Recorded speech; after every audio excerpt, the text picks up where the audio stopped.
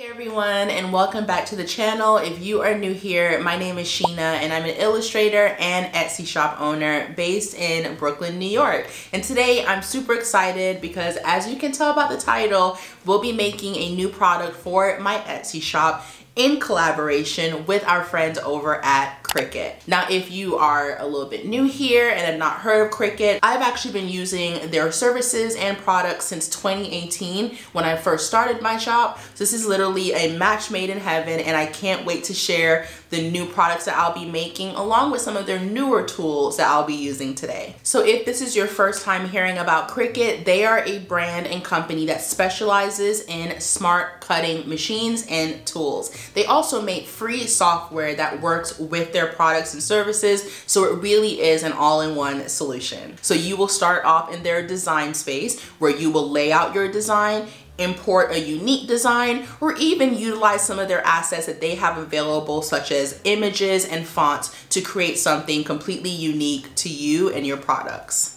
Now, seeing that the Cricut is capable of cutting hundreds of materials, you're able to also make a variety of products such as t-shirts, mugs, sticker sheets, greeting cards, and so much more. The possibilities are literally endless, but today we'll be focusing in on creating custom totes.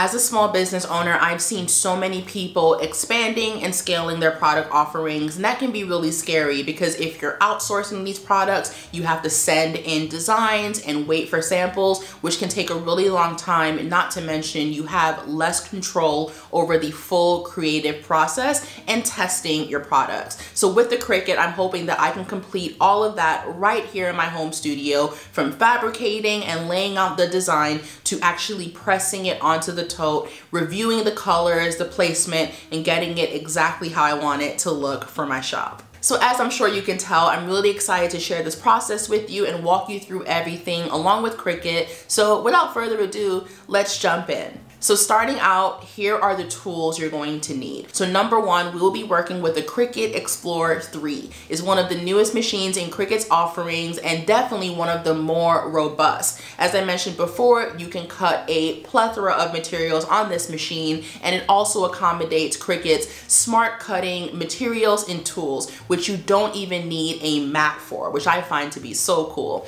And another thing about the Cricut is because it is an all-in-one solution, once you lay out your design and you hit go, you are ready to create. So along with the Cricut Explorer 3, we'll also be utilizing the Cricut Easy Press 3. And this is exactly what you think it is. It is a heat press that will help to actually adhere your design onto a tote, t-shirt, whatever apparel you're looking to work with. And one of my favorite parts about the Easy Press 3 is that all of it can be done through your smartphone using the Cricut Heat app. Not only will it count you down through the entire process, it will tell you when to flip the apparel or the material, and also when is a good time to cool everything down. So now that we have the two machines out of the way, here are the additional materials that you'll need to make this happen. So we will need a mat. Now, a mat is needed if you're not using Cricut Smart materials. And because I will not be using those today, I will need this mat for my Explorer 3. You will also need some type of apparel to press your vinyl onto. Today I will be using the Cricut branded canvas tote, which I will also link below if you would like to try it out as well. And finally, you will need a printer of some sort to print your design out. I want to make that crystal clear. The Cricut machines are not printers, they are smart cutting machines. So you will need some type of printer to physically print out your design if that is what you're choosing to do. And of course, all Cricut materials and papers are not made equally, so be sure to choose the specific paper that's going to work best with your product. Again, today I will be using heat transfer vinyl. All right, so let's get started. One of the first things you want to do is to find your design that you would like to work with. Now, when it comes to my Etsy shop, I do custom illustrate every single thing that you see in my shop. I believe that allows me to add a special touch touch. And so I will be working with an original design from a recent collection that I made, and this specific design is called Elevate. It's definitely a fan favorite that I've shared online on social media platforms, so I'm gonna start with this one. Now, as you all know, I've been using the Cricut materials and design space for over 3 years now, so I already have it installed. But if you do not have it installed already, it is a free download, not only in the App Store, but for your desktop computer if that's what you choose to use. So right now, I'm just going to quickly walk you through me importing that design, that image into the design space, and then sizing it down properly. Now, I've mentioned these dimensions before, but the Cricut does have specific dimensions that it likes to work within, and that's going to be 6.75 by 9.25.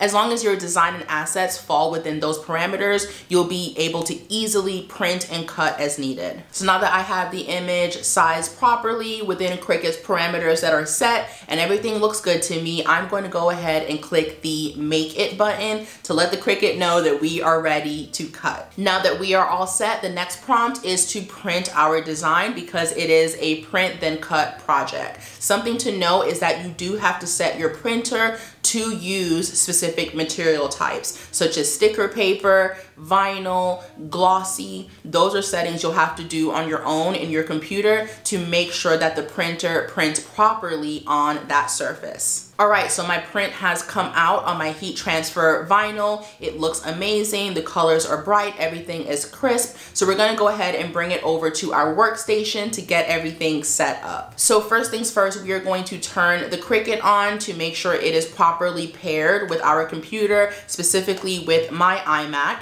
and we're going to lay our design onto the Cricut mat. Now, Cricut offers a plethora of mats depending on how much adhesion you need. I am using their light grip at this time because I think it's more than enough for this material type and it gets the job done. Now, in the design space, it is super important to also choose the material and type of cut that you'll be doing. So I'm going to choose everyday iron-on vinyl because that is technically what I am using, and then I'm going to get that image perfectly aligned onto my mat. Now, if for any reason you have printed and your black register lines are not clear or they're a bit off, I do recommend doing a reprint because those registration marks are super important for the Cricut to know where to cut. So now that design space knows what type of material that we're using and my image is placed properly on my mat, we are going to insert it into the Cricut and hit go.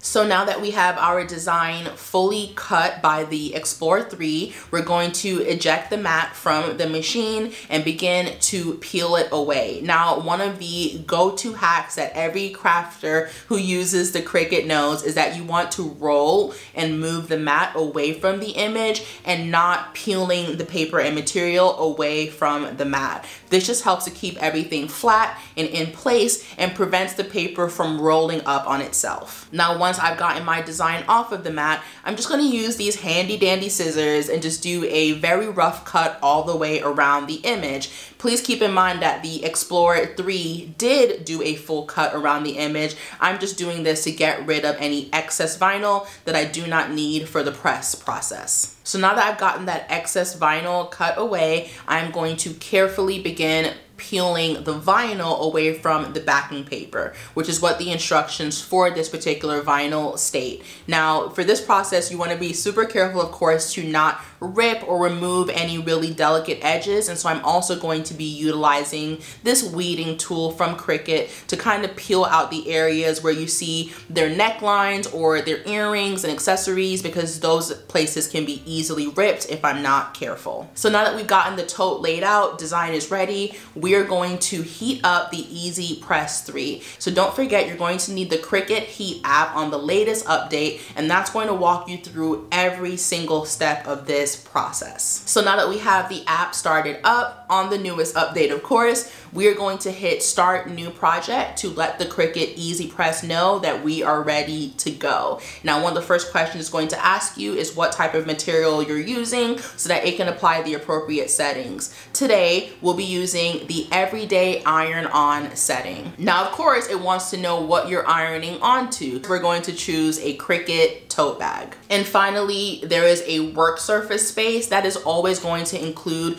the Cricut workspace mat, which if you do not have, it is super important to have that, as it not only protects the surfaces that you're pressing on, but it maintains an even heat layer for whatever apparel or material you're using. So the first step of this process is to make sure that we do a press onto the tote by itself without the design. This just ensures that you don't have any bends or wrinkles in the material before you add your design. Now, this part is super quick. It's only 5 seconds, so we're gonna go ahead and knock that out. So as I mentioned, the Easy Press 3 will time you down the whole way. So once you hear that beep and you see the timer reset, then you know you are good. So now that we've removed all wrinkles, we are ready to press our design. Now, I know this part can be super nerve-wracking because you want it to be centered and you want it to also be straight. So for this part, take all the time that you need. Feel free to use a ruler or anything like that. Now, seeing that this specific tote has black handles, I'm going to use those handles to help myself align the image in the center,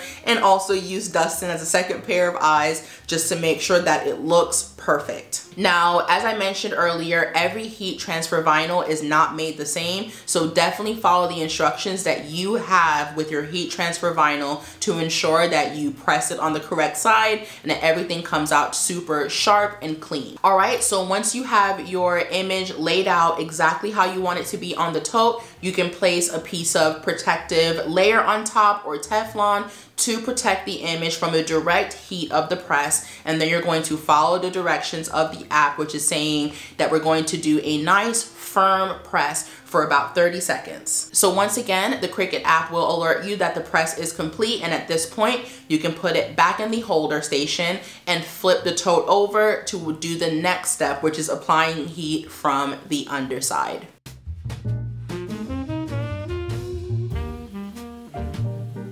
So once you've done that, you want to put your Cricut Easy Press back into the holder, safely away from the materials, and you can now flip the product back over and give it a minute to cool. I know we're usually really excited and we want to rip it right off, but as per the instructions from the Cricut Heat app, let's give it a good 2 to 3 minutes to cool down, and then we can peel that protective layer off. Okay, so we have waited, the material is now cool to touch, so we are going to peel. And voila, we have made our very first heat transfer vinyl on a canvas tote, and I love it so much. I cannot explain to you all, and I don't think the camera lens does it justice. As the person who literally drew this in my iPad, in my tablet, seeing it on the tote and having it be so true to color and composition is quite the win. And once again, I am so impressed by this process because it empowers me to be able to make these products straight from my home studio and avoiding the risk associated with outsourcing and dealing with super long delays or possible overhead that we truly cannot afford as small business owners. So I hope that helps to shine some light on what you're able to create with the Cricut tools, services, and apps, and that it really is easy and straightforward. This entire process has just made me feel more empowered as a small business owner and creative